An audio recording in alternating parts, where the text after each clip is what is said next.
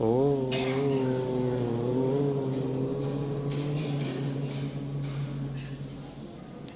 ओ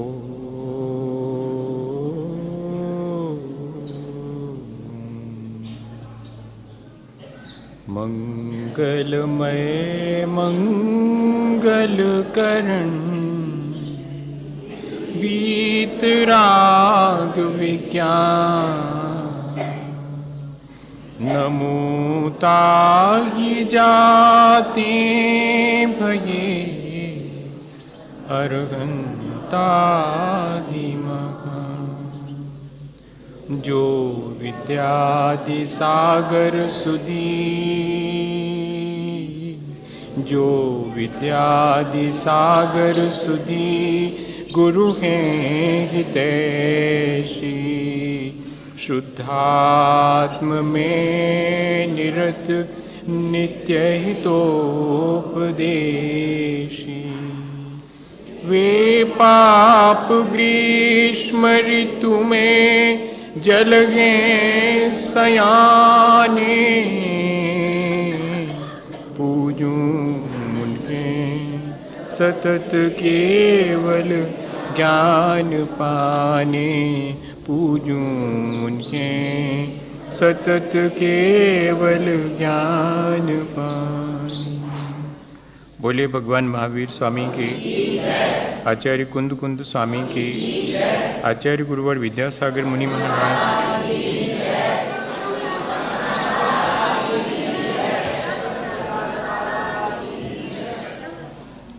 हम सभी लोग एक श्रावक के जीवन में कैसे आध्यात्मिक विकास हो सके इस बात पे विचार कर रहे हैं।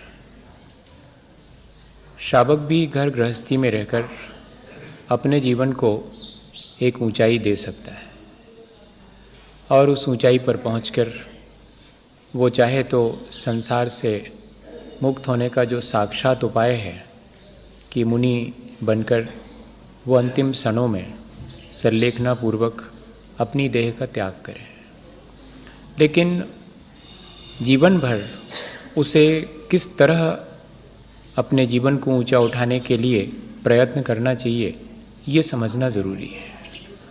और बाह्य क्रिया के साथ साथ जो अंतरंग के परिणामों में परिवर्तन है वो महत्वपूर्ण है। बाह्य क्रिया भी महत्वपूर्ण है, पर वो बाह्य क्रिया तभी महत्वपूर्ण होती है जबकि अंतरंग के परिणामों में परिवर्तन आवे। और धीरे धीरे जो आध्यात्मिक विकास है वो भी तभी होता है जब हमारे परिणामों में थोड़ा सा परिवर्तन आता है।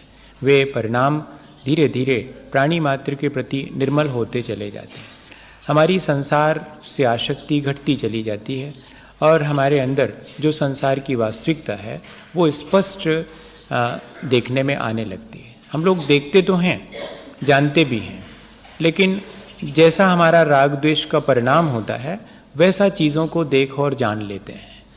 और आचार्य भगवंत जैसा संसार को देखते और जानते हैं वो वीतराग दृष्टि से देखते जानते हैं। इसलिए हम अपने जीवन में संसार की वास्तविकता जानने के लिए उनकी मदद ले रहे हैं। वे हमें बताते हैं कि ऐसे देखो इस संसार को, तो फिर हमें भी लगने लगता है कि हाँ सचमुच संसार ऐसा ही है, उसमें दुख है, सुख कमती है और जो सुख है वो भी क्षणिक है, वो कर्माश्रित है। तब फिर हम क्या करें? तब हम इस संसार के सुखों को ज़्यादा पाने की कोशिश ना करें, बल्कि वो जो आत्मिक सुख है उसको पाने की कोशिश करें। ये मुख्य उद्देश्य अपना ये है। एक श्रावक का, एक साधु का मुख्य उद्देश्य यही होना चाहिए कि वो संसार के सुखों को सच्चा सुख न माने और अपने आत्मा के सुख को पाने के लिए प्रयास करे। पराधीनता संसार में है और वो पराधीनता ही दुख का कारण है। और पराधीनता किसी और ने हमारे ऊपर लादी होती तो अपन फिर भी ये सोचते कि भाई दूसरे की वजह से हम पराधीन हैं। असल में हम अपने परिणामों की वजह से ही पराधीन हैं। हम पराधीन होने में ही आनंद मानने लगे हैं और छोटी छोटी चीज़ों की पराधीनता अपने मन में है।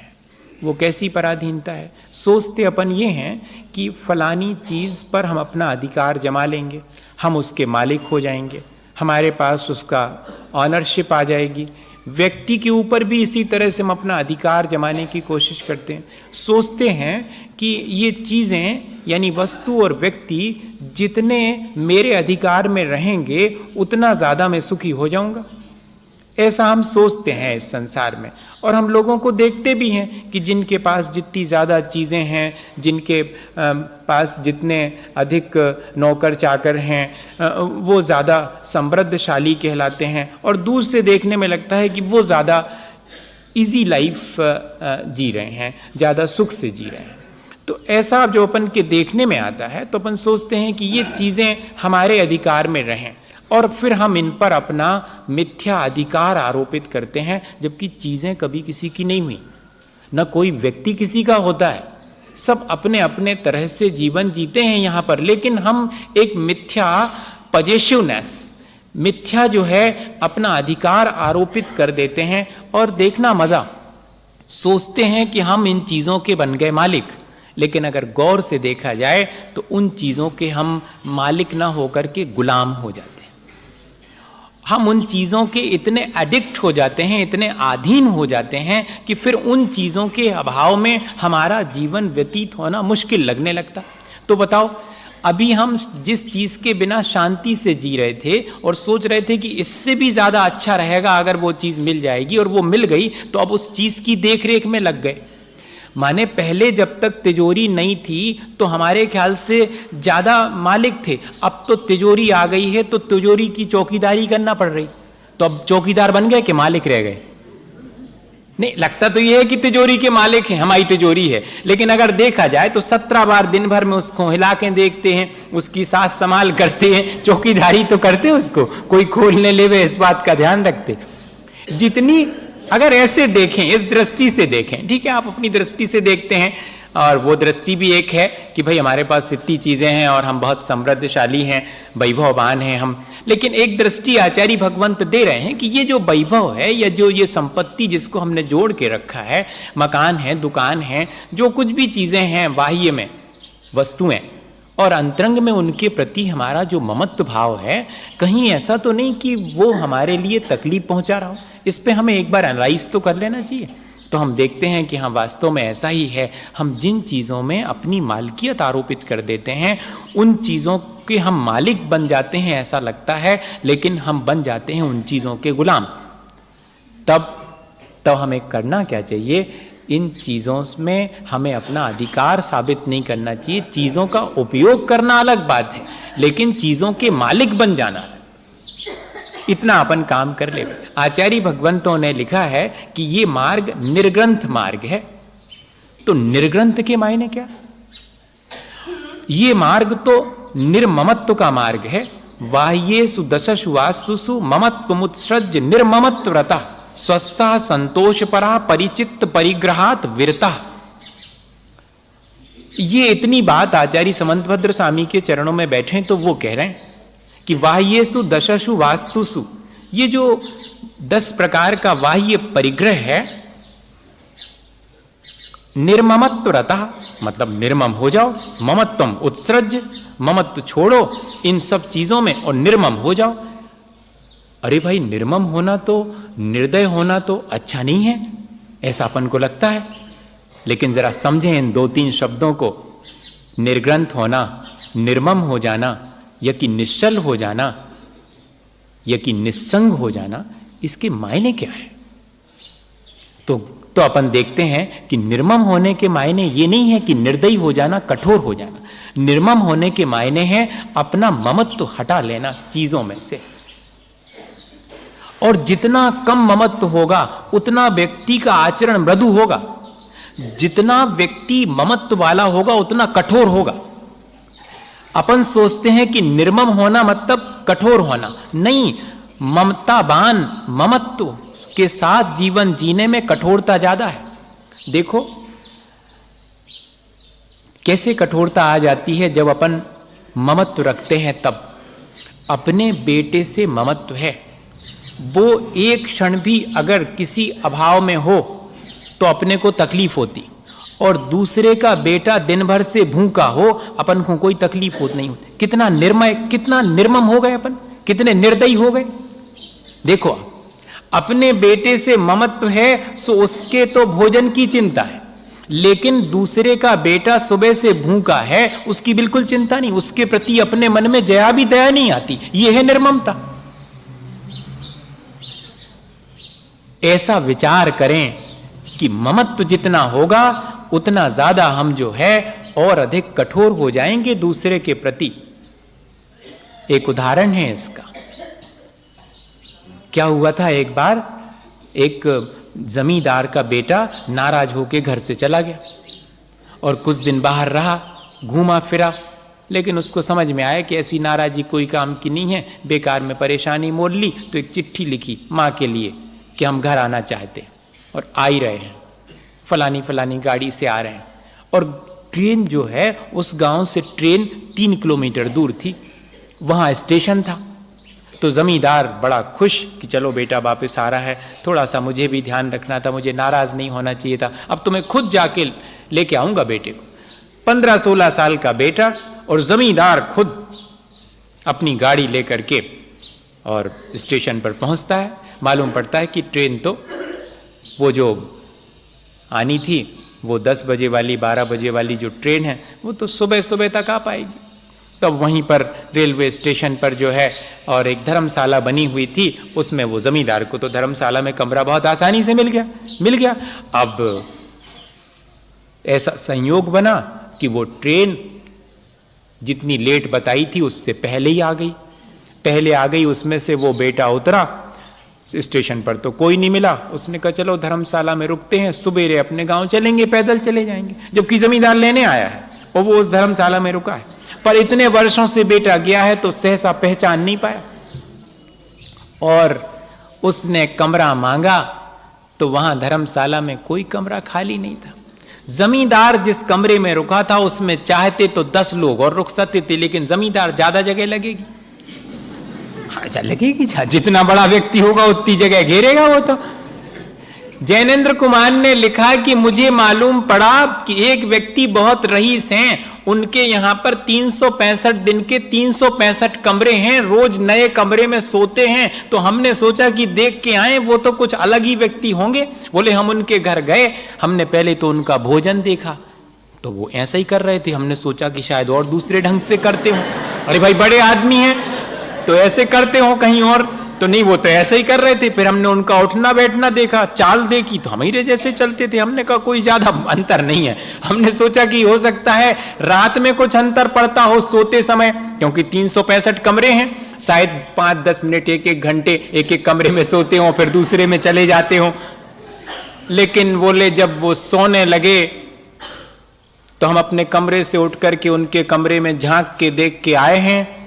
उस कमरे में बड़ा बढ़िया पलंग बिछा है, लेकिन ठंड के दिन हैं, वे तो कमरे में 3 फीट में सिकड़े हुए पड़े हुए हैं। 364 कमरे तो मन समझाने के हैं, उस कमरे में भी इतनी सी जगह में वे बन गए हैं। हम वापस लौट आए कि काय के बड़े आदमी हैं, हम तो आराम से सोते हैं, जी तो फिर भी ठुठुर के सो रहा है उसमें। ऐसा उन्होंने लिखा। अपने को लगता जरूर है वो जो सिर्फ एक मन को एक तसल्ली रहती कि मेरे इतने हैं, लेकिन उन चीजों का उपयोग नहीं होता। ऐसा विचार करना चाहिए, मैं सिर्फ विचार करने के लिए कह रहा हूं। और वो व्यक्ति जमींदार है और उसके कमरे में कोई को नहीं रुकाया जा सकता। वो लड़का 15 साल का बाहर खंबे से टिका दालान में सारी रात, एक तो भूखा था, इतने दिन से यहां वहां भटक रहा था, कमजोर वैसे ही हो गया था। रात दिसंबर और जनवरी की थी, अत्यंत ठंड का समय, कपड़े लत्ते कुछ ठीक नहीं थे। सुबेरे और उसके प्राण निकल गए। देखना आप, और 6 बजे ट्रेन आएगी, वो जो लेट है ऐसा मालूम था, पर 5:30 बजे ही हल्ला मच गया कि ये कौन लड़का है, कहां से आया, ये तो मरण को प्राप्त हो गया। जमींदार के भी दरवाजे खुले, होगा कोई भिखारी, फिर भी देख लें तो निकलने लगे। तो फटे पुराने कपड़े के बावजूद भी चेहरा देख करके और उन्हें लगा कि मेरा ही पुत्र होना चाहिए, और जब उसके पॉकेट वगैरह में देखा गया तो सारी बात तय हो गई कि जमींदार का पुत्र है। और अब जमींदार उसको गोदी में उठाए और कमरे में रखे हैं। जब जिंदा था तब कमरे में जगह नहीं थी, अब मर गया तो कमरे में रखे। ये क्या चीज है? ये ममत्व जो है वो कठोर बना दिया कि नहीं बना दिया? अपने बेटे से ममत्व ने मुझे बाकी बेटों को पराया मान करके कठोर बना दिया। ये ममत्व जो है वो कठोरता लाता है, या कि ममत्व नहीं होने पर हमें लगता कि निर्दयी हो जाएंगे, निर्मम हो जाएंगे? निर्ममत्व रतः शब्द सोच समझ के रखा होगा आचार्य भगवंतों ने कि हम वास्तव में दूसरे के प्रति ममत्व रखते हैं तो ज्यादा निर्मम हो जाते हैं। हमें ममत्व छोड़ देना चाहिए और दयालु होना चाहिए। जो जितना ममत्व से रहित होगा उतना दयालु होगा, क्योंकि उसके अपना अकेला कोई नहीं है, उसके तो सब हैं। हम जब दूसरे के यहाँ पर आहार करने जाते तो वो कहते जी हमारे इनसे दुआ दो, जी हमारे इनसे दुआ दो, जी हमारे इनसे दुआ दो। तो हम सोचते कि तुम्हारे तो 10 ही 15 हैं, हम इनको कौन को पराए कह देवें कि जी हमारे नोई। उसी समय हम मालूम पड़ता कि देखो कितनी लिमिट है हमारी, हमारा ममत्व कैसा है। हमारा ममत्व जो है थोड़े से जीवों के प्रति है और वो हमें दूसरे के प्रति कठोर बना देता। ये अपन रोजमर्रा के जीवन में देख रहे हैं। इसलिए शायद आचार्यों ने ये बात कही कि अगर हमें निष्परिग्रही होने का आनंद लेना है, अब 9वीं प्रतिमा में अभी तो मैंने चीजों को अपने सुरक्षा के लिए, जीवन के लिए रख रखा था, लेकिन अब तो मैं मेरे शरीर के लिए वस्त्र इत्यादि और पूजा की सामग्री को छोड़कर बाकी सब चीजों का त्याग करता हूं। तब जाकर के 10 प्रकार के परिग्रह का और अंतरंग में 14 प्रकार के परिग्रह का त्याग कर देना, यह है मुनियों के लिए। लेकिन श्रावक तो इतना ही कर सकता है कि बाह्य के परिग्रह को छोड़ देवे और उनके प्रति ममत्व भाव को भी छोड़ देवे, बस इतना ही कर सकता। वो निर्ग्रंथ होने के लिए यही उसका उपाय है। घर गृहस्थी में रह करके भी निर्ग्रंथ मार्ग है। मोक्ष का मार्ग तो निर्ग्रंथ है। ग्रंथि कहलाती है परिग्रह, और निर्ग्रंथ मतलब निष्परिग्रह। इसलिए अपन निर्ग्रंथ कहते कि हमारे महाराज निर्ग्रंथ होते हैं। एक तो ग्रंथ के मायने होता है परिग्रह, और एक ग्रंथ के मायने होता है शास्त्र, और एक ग्रंथ के मायने होता कॉम्प्लेक्स, जटिलता। ग्रंथि जिसको कहते, गांठ बंध गई, तो ये गांठ ही तो बांध लेते अपन, चीजों की गांठ बांध ली हम आई है जी। अपन कहते ना कि सब गठिया के रख लो, गठिया के रख लो मतलब अपना मान करके जोड़ करके अपने पास रख लिया, वो ग्रंथि कहलाई। अभी भी कई जगह पर मंदिरों में या कि और दूसरे धर्म के स्थानों में प्रवेश करते समय सिले हुए या कि गठान लगे हुए कपड़े पहन के जाने की मनाही है। क्यों? निर्ग्रंथ, गांठ नहीं बांधना। ग्रंथि से रहित होकर के बाद में जाकर के जब कोई प्रतिमा धारण करता है तो उसकी जो पोशाक है वो भी कैसी बनाई गई? निर्ग्रंथ, कोई सिलाई विलाई नहीं, कोई उसमें गांठ वांठ नहीं, बस ऐसे ही दुपट्टा डाल लो, लपेट लो एक ठो पहनने का वस्त्र। इस तरह ये प्रतीक है इस बात का कि कोई ग्रंथि नहीं है। मन के भीतर भी ग्रंथि नहीं होनी चाहिए। 2 प्रकार की ग्रंथि होती, एक सुपीरियरिटी कॉम्प्लेक्स और एक इंफीरियरिटी कॉम्प्लेक्स। ये दोनों ही अपन लोगों के भीतर हैं। कैसे? चीजों के सद्भाव में हम अपने को बहुत ऊंचा मानने लगते हैं, और चीजों के अभाव में हम अपने को दीनहीन मानने लगते हैं। ये क्या चीज है? ये कॉम्प्लेक्स ही तो है। जो चीज हमारे पास है वो उस चीज के होते हुए हम सोचते हैं कि हम बहुत, आज तो वर्तमान में वो व्यक्ति उतना बड़ा है जिसके पास जितना चीजों का जरीखा है, हाँ, जितना सामान है वो उतना बड़ा, उतना स्टेटस वाला है। मतलब जितनी कारें, जितना ममत्व है उतना बड़ा मैं, जितना मेरा ज्यादा है उतना मैं बड़ा हो गया। अपने मैं को बड़ा करने के लिए मेरेपन को बढ़ाते जाते हैं अपन, ममत्व को बढ़ाते चले जाते, चीजें इकट्ठी करते चले जाते। इतना ही नहीं, संसार में तो ठीक है, संसार से पार होने वालों के साथ भी ऐसा ही घटित होते देखा जाता। कह दें क्या? नहीं कहना चाहिए, आप सब समझते हैं। अभी कल तक इस बात से अपने को बड़ा मान रहे थे कि करोड़ रुपया है, लाख रुपया है, अब दूसरी चीजें गिनने लगे। आप समझदार हैं, इशारा काफी है। त्याग करने के बाद भी दूसरी चीजें गिनते हैं, हमने इतने को त्याग करो। अबे भी गिन रहे भी रुपया। पहले जब थे तब 1 करोड़ थे कि मैं 1 करोड़ का स्वामी हूं, और अब मैं 1 करोड़ का त्याग करने वाला हूं। अरे वाह! कल तक जब 1 करोड़ थे तब उनका पजेशन, उन पर पजेशनेस थी, उनका ममत्व था, और आज छोड़े गए उसका ममत्व कि मैंने इतने छोड़े, मैंने 1 लाख मालाएं फेरी। अच्छा, वे 1 लाख रुपया गिन रहे थे जी, मालाएं गिन रहे। ज्यादा अंतर नहीं आता। मैं इतने सारे लोगों को प्रभावित करने वाला अत्यंत प्रभावी, मेरा जैसे इतना परिवार, ऐसे ही मेरे इतने सारे। बहुत बहुत बहुत मुश्किल है इस अंतरंग के परिग्रह से मुक्त होना। बहुत अंतरंग की ग्रंथि से अपने को ऊंचा मान लेते हैं। आज तो स्टेटस हो गया, स्टेटस सिंबल जैसे लोगों के हैं, ऐसे ही त्यागी वृत्ति के भी बहुत सारे स्टेटस सिंबल हैं। कितने चौके लग रहे हैं, छोटा बड़ा पता लगता है उससे। कितना बड़ा महाराज, छोटा महाराज की बड़ा महाराज, कितने लोग आ रहे हैं सभा में, देख तो आओ एक आध दिन, इससे मालूम पड़ता है कि कितने बड़े हैं। बताओ आप, अभी कुछ छूटा नहीं है, बहुत कठिन है। आसक्ति और परिग्रह बाहर से छूट जाना बहुत आसान है, भीतर के परिणामों में भी ये भाव खत्म हो जाना बहुत कठिन। समता और संतोष की साधना है। स्वस्थः संतोष परः परिचित्त परिग्रहात् विरतः। जिसने चित्त को घेर लिया है, परिचित्त परिग्रहात्, परि आसमन्तात् चित्तेन गृह्णाति इति परिग्रह। जिसने सारे चेतना को घेर लिया है वो है परिग्रह। आपने बाहर से छोड़ दिया, लेकिन अभी चेतना तो उसी से घिरी हुई है। वही बस आइटम चेंज हो गए हैं। कल तक कोई और चीज कहते थे, आज दूसरी चीज कहने लगे, पर चेतना में कोई तब्दीली नहीं हुई। अगर तो ये मोक्ष मार्ग निर्ग्रंथों का मोक्ष मार्ग है।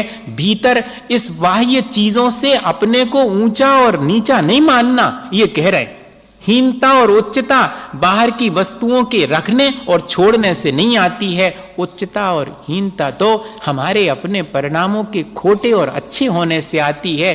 परिणाम अच्छे हैं तो हम ऊंचे उठ गए, परिणाम खोटे हैं तो भैया हम नीचे हो गए। हमारे पास 4 चीजें हल्की हैं सो हम हल्के हो गए, ऐसा नहीं है। वो 4 चीजें हमारे पास बहुत अच्छी हैं इसलिए हम बड़े हो गए, ऐसा नहीं। ये विचार अपन को करना चाहिए, तब कहलाएगा कि हाँ वास्तव में निर्ग्रंथ हो गए हैं हम, या कि निस्संग हो गए हैं। भीतर से भी हमारा वस्तुओं के प्रति लगाव हटना चाहिए। ये बात विशेष रूप से श्रावक के जीवन में और साधु के जीवन में। साधु से श्रावक शिक्षा लेता है, उसके मार्ग पर चलने की शिक्षा लेता है। इसलिए श्रावक को भी हमेशा इस बात की सावधानी रखनी चाहिए कि वो जो चीजें अपने पास रखे उनका उपयोग करने के लिए रखे, उनमें ममत्व। और ममत्व कैसे मालूम पड़ेगा? अगर आप आसानी से दे पाते हो तो निर्ममत्व, और नहीं दे पाते तो समझ लो बहुत ममत्व है। हाँ, जल्दी से छूट जाती। भामा शाह जैसे लोग सब कुछ इकट्ठा करके रखा, और जिस दिन समझ में आया कि ये तो इस काम में आ सकता, दे दिया। बाद में ये तक नहीं कहा कि नाम लिख लो, हमारा रुपया लिख लो, इतने दे, नहीं, दे दिए, खत्म। लोगों ने फिर कहना शुरू किया कि इनने दिए थे। स्वयं के मन में ये नहीं आया कि कोई कहे। जो जितनी आसानी से अपने पास जो वस्तु रख रखी है उसका उपयोग कर सके। अच्छा, ममत्व ज्यादा होने से उपयोग भी ठीक नहीं हो पाता। अपन रोज देखते हैं, हमने एक बार उदाहरण भी दिया था कि जो चीज अपन को ज्यादा अच्छी लगती, जिस चीज से ज्यादा ममत्व है, अपन उसको बचा के रख लेते हैं, उसका उपयोग नहीं, कम से कम उपयोग करेंगे। कपड़े जो बहुत अच्छी लगते होंगे बेको भंडरिया में बंद धरे हुए। अब जब कोनो विशेष कार्यक्रम, महावीर जयंती आए, वो निर्वाण उत्सव पे पहनेंगे। अब रखे हैं सखाओ, 2-4 महीना से बनवाए रखे हो, एक आध बार पहने फिर धीरे से रख लिए, बहुत अच्छे हैं। अच्छे हैं तो उनका उपयोग करो। अच्छे हैं, ममत्व ज्यादा हो गया तो उपयोग भी नहीं कर सकते। क्या अपन लोगों ने किस तरह का अपना मन बना लिया है, इस पे विचार करना भैया। और कोई विशेष, ये इसीलिए आचार्य भगवंतों ने ये शब्द लिखा होगा, परिचित्त परिग्रहात्। जिसने चित्त को घेर लिया है वो है परिग्रह, छोड़ता ही नहीं वो। माने वस्तु छूट जावे लेकिन भीतर से नहीं छूटती, बाहर से गायब हो जाती है लेकिन भीतर धरी रहती ज्यों की त्यों। इस भाव को छोड़ने का नाम ही निर्ममत्व है। एक श्रावक कितनी ऊंचाई पर पहुंच गया। पहले तो उसी परिग्रह के बिना, उसी वस्तुओं के बिना नहीं काम चलता था। आज ऐसी ऊंचाई छू ली कि अब कहता है कि नया और कुछ नहीं करूंगा, और जो पुराना है उसको भी छोड़ देता हूं, बच्चों को देता हूं, जो उसके लिए जो जिसको चाहिए ले लो। मेरे तो पहनने के वस्त्र, ओढ़ने के वस्त्र हैं और पूजा की सामग्री है मेरे पास, और बाकी सब छोड़ दिया। तब जाकर के नौवीं प्रतिमा, परिग्रह त्याग प्रतिमा, ये घटित हो जाती है। कल के लिए कुछ भी जोड़ करके नहीं रखना, ये मानसिकता। आज के लिए मुझे जितना आवश्यक है उतना मैं अपने उपयोग में रख लूं, कल की फिक्र क्यों करूं। लेकिन अपन अगर देखें तो ये जितना परिग्रह है वो काय को रखते हैं, कल की फिक्र में, और कुछ नहीं। ऐसा लगता है कि इन चीजों से हमारा भविष्य सुरक्षित हो जाएगा। हमें कई बार ऐसा लगने लगता कि जैसे इन चीजों के होने से हमारा जीवन आगे तक के लिए सुरक्षित हो जाएगा, जबकि कोई भी आज तक अपने साथ लेके नहीं गया। एक बार एक कोई बाबा जी थे, तो बहुत बड़े सेठिया उनके पास आते थे।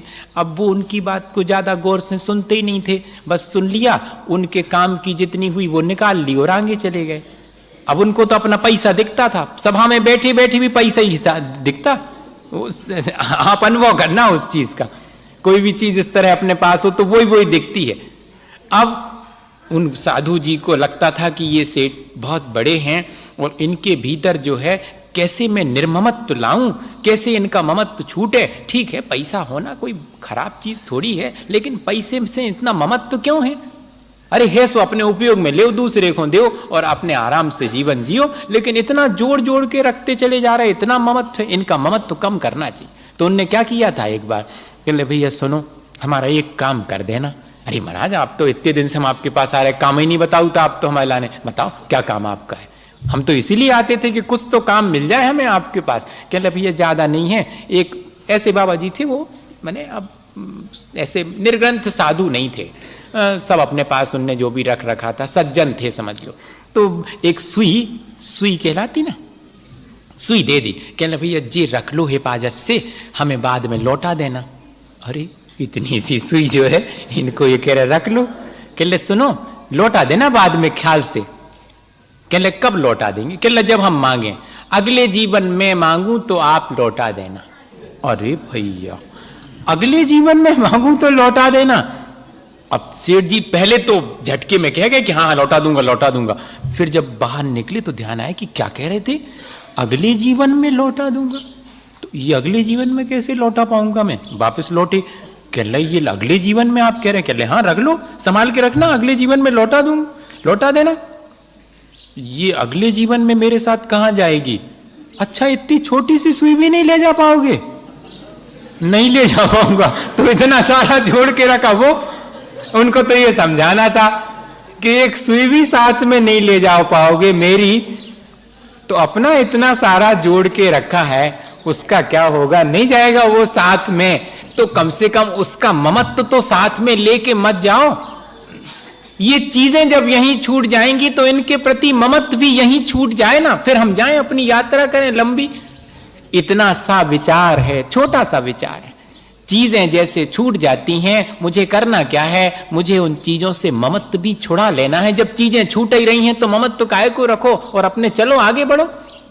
अगर इतनी सी विद्या अपने मन में आ जावे तब तो क्या है, फिर तो आनंद हो जावे। लेकिन इसी में वर्षों लग जाएंगे, कई जिंदगियां लग जाएंगी। यही तो साधना है, और क्या करना। निर्ग्रंथ होने की साधना का मतलब क्या है, भीतर से ममत्व से रहित हो जाना, संग से रहित हो जाना, कोई भी उच्चताहीनता की गांठ भीतर नहीं रह जाना किसी चीज के प्रति। ये निर्ग्रंथता है। अपन रोज पढ़ते कि निर्ग्रंथ, कैसा निर्ग्रंथ होना, यही निर्ग्रंथता है। एक और उदाहरण सुनाऊं तो शायद बात और अच्छे से समझ में आ जाए। अपन लोग कल पर टाल देते हैं और कल की सुरक्षा चाहते हैं। आज भले ही असुरक्षित हों लेकिन कल की सुरक्षा की चिंता बहुत, भविष्य के लिए सुरक्षित कर रहे हैं। वर्तमान भले ही खतरे में पड़ो, भैया आज का दिन अगर मैंने अपने जीवन को बहुत अच्छे से व्यतीत किया है तो मेरा भविष्य तो उज्जवल होगा ही। और आज मैं आकुल विकल हो करके कल की चिंता में आज का दिन व्यतीत करूं, बताओ।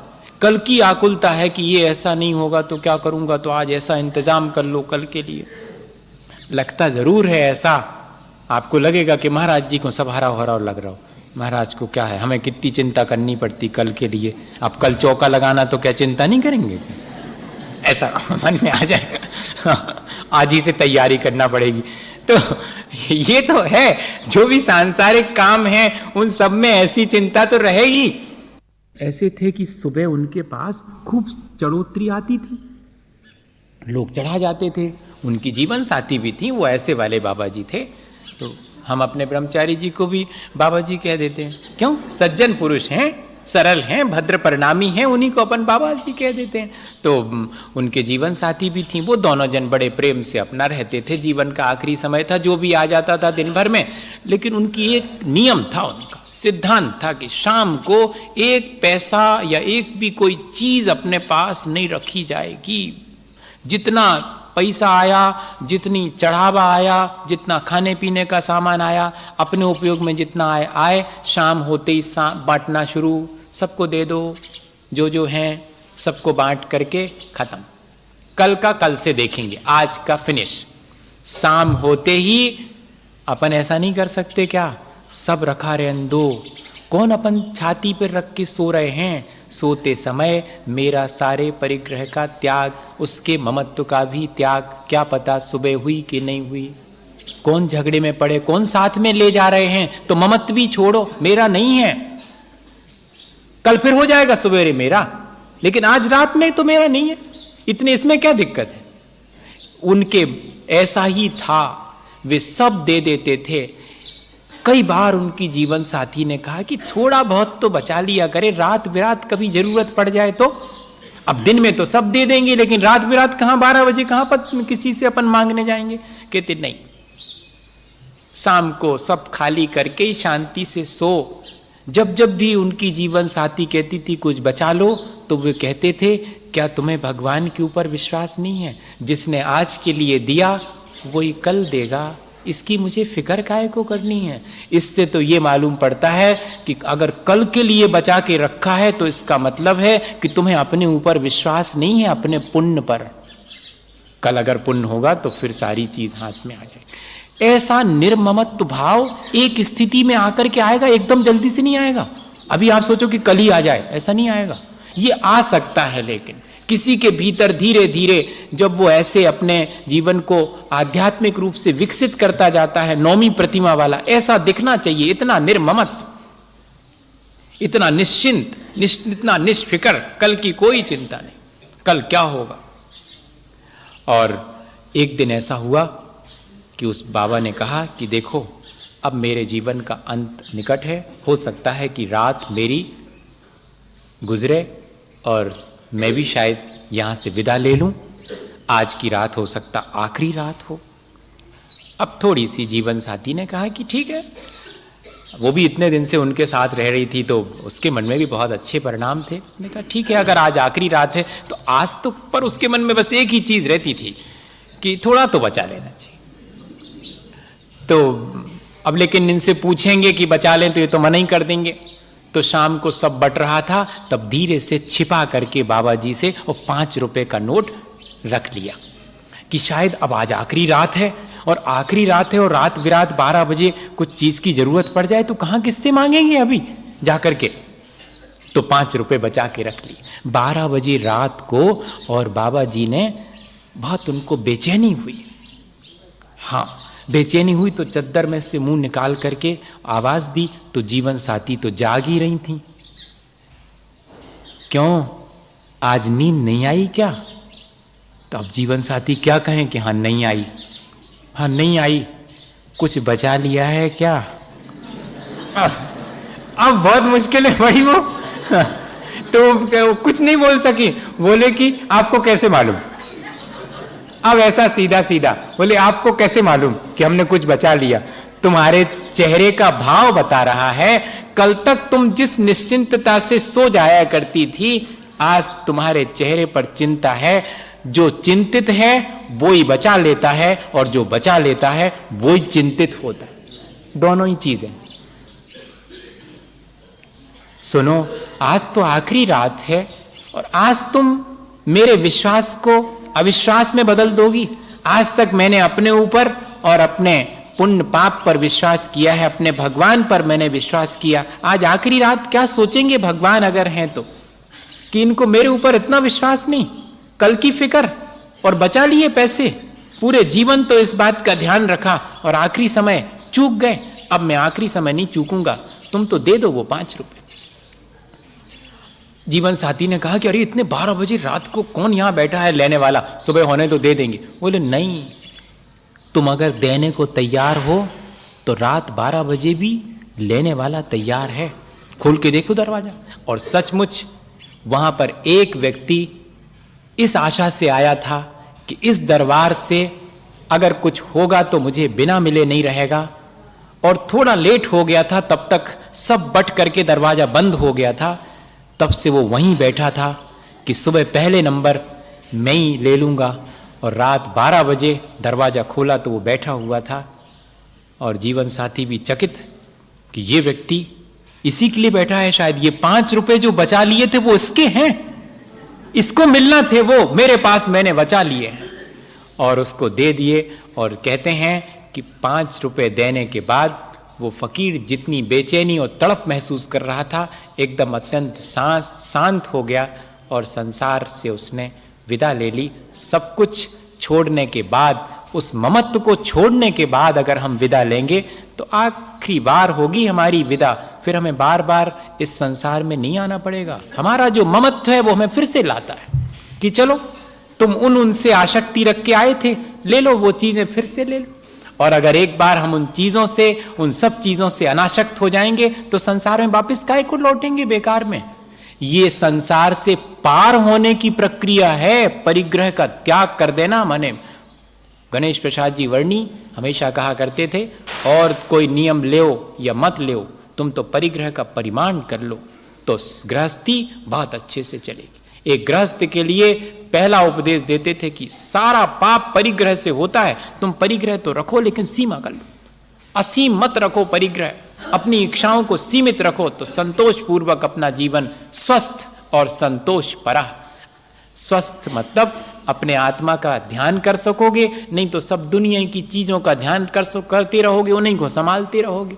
तो कम रखोगे तो कम ध्यान रहेगा चीजों का, अपना ध्यान करने का समय मिल जाएगा। ऐसा श्रावक अगर विचार करे और अपने परिग्रह को सीमित रखे और एक स्थिति में जाकर के उसके ममत्व को छोड़ देवे भैया, तो गृहस्थी बहुत अच्छे से और एक दिन उससे पार भी हो सकते हैं। इसी भावना के साथ बोलिए आचार्य गुरुवर विद्यासागर मुनि महाराज।